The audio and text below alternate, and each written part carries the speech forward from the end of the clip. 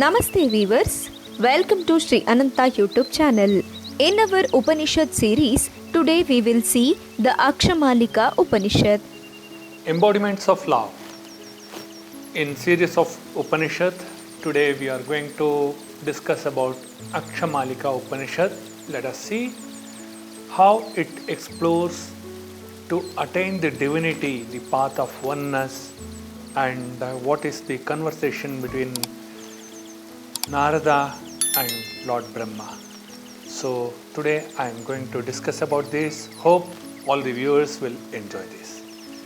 Akshamalika Upanishad, also known as the Upanishad with rosary beads, is a profound spiritual text belonging to the Upanishad tradition. This ancient scripture consists of dialogue between Lord Brahma, the creator of the universe, and the sage Narada.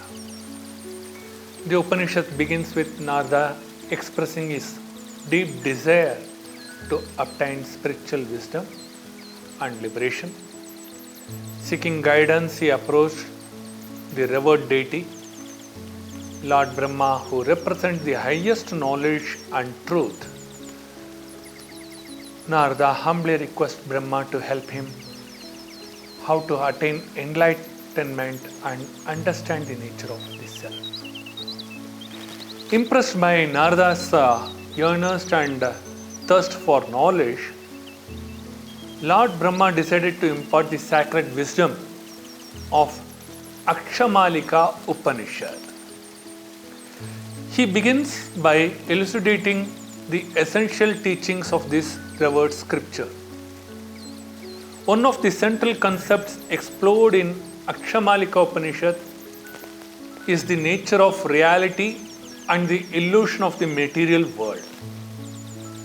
Brahma explains to Narada that the external world, characterized by names and forms, is an illusory manifestation of the absolute reality, also known as Brahman.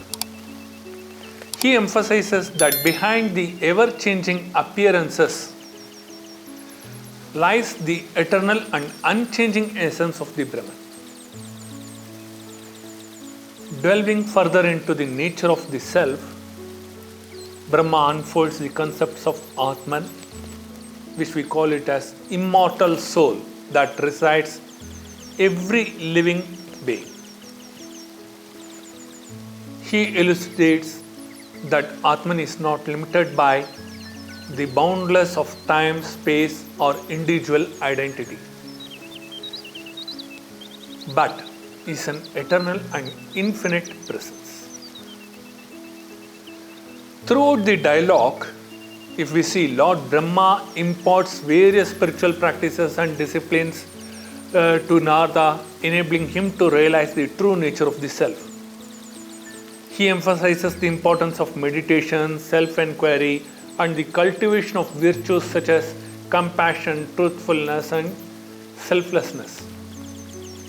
As the dialogue progresses, the Narada dwells deeper into the inquiry of the self and seeks clarification on various metaphysical and philosophical topics.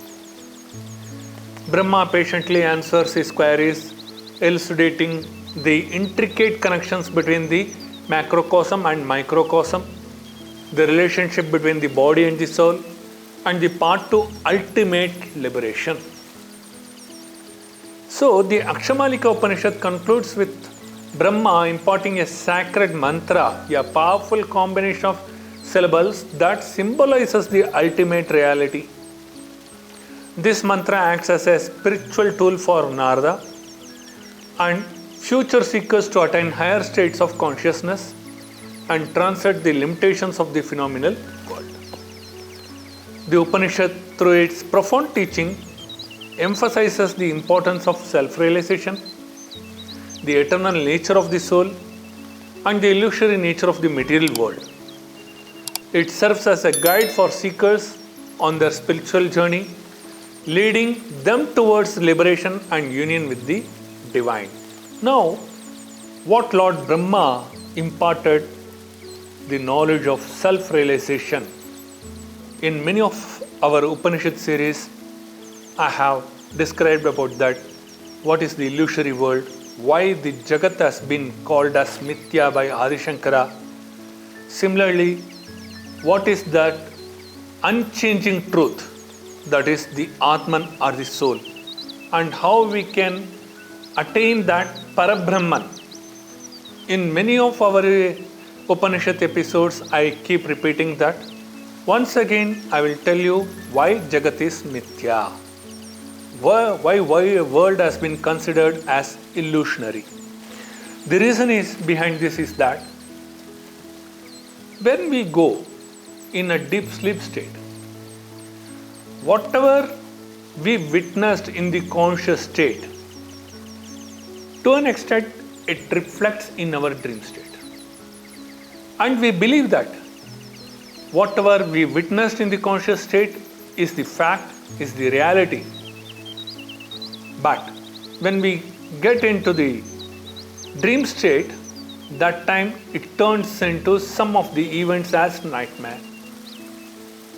And finally, when we cease the dream state and we completely evolve with the deep sleep state, where even we unable to trace out our consciousness or the feelings or the sentiments or any kind of intervention of the mind or intellect, that is the true bliss state where we ceases our identity.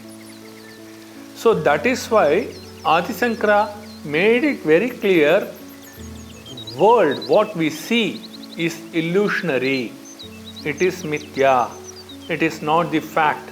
Although in the state of duality it seems to be objective reality. The true reality and objective reality always differs. Objective reality, what you find, what you perceive, what you make a concept or a conception about the objects is the objective reality.